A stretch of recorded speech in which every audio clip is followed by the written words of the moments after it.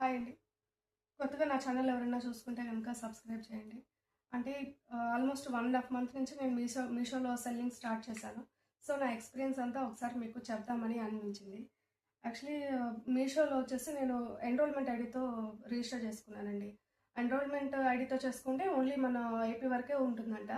GST నెంబర్‌తో చేసుకుంటే all over India మన ప్రొడక్ట్స్ అనేవి ట్రాన్స్‌పోర్ట్ చేయొచ్చంట. అయితే ఫస్ట్ జీఎస్టీ రాకముందు నేను డైలీ వేర్ ప్రొడక్ట్స్ అయితే నేను అప్లోడ్ చేశాను. కానీ అప్పుడు కంటిన్యూస్‌గా కాల్స్ మీ ప్రొడక్ట్స్ ఎక్కువ వ్యూస్ వస్తున్నాయి. కొంచెం ప్రైస్ తగ్గించండి అనేసి మనకి ప్రతిసారి కాల్ చేసేవాళ్ళు. సో, సరే ఓ 10% తగ్గిస్తాను అని చెప్పారు. అవి అన్ని ప్రొడక్ట్స్‌కి అప్లై అయ్యాయి. సో, అలా కొంచెం లాస్ అయితే వచ్చింది. నాకు పడ్డ కాస్ట్ కన్నా కూడా కొంచెం లాస్ అయితే అయింది. సో, తర్వాత ఏం డిసైడ్ అయ్యానంటే ఓకే. ఇంకా మనం ప్రైస్ అయితే తగ్గించొద్దు. పోతే పోయింది. లేదంటే స్టాక్ అలానే ఉంటుందిలే అని చెప్పేసి నేను ఇంకా తగ్గించలేదు. కానీ అవి కూడా మళ్ళీ ఆర్డర్ వచ్చాయన్నమాట.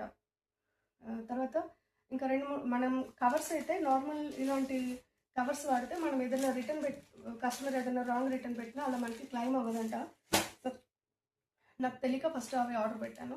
తర్వాత ఇవి మీషో కవర్స్. సో, మన ప్రోడక్ట్ సైజుని బట్టి ఇది ఆర్డర్ చేసుకోవచ్చు. తర్వాత నాకైతే ఒక రాంగ్ రిటర్న్ వచ్చింది. నేను ఈ సారీ పంపిస్తే నాకైతే వాళ్ళు ఈ షర్ట్ ఇచ్చారండి. ఇదైతే ఓపెన్ చేయకూడదంట. నాకు తెలియక నేను ఓపెన్ చేశాను. ఇది క్లెయిమ్ చేసుకోవడానికి కూడా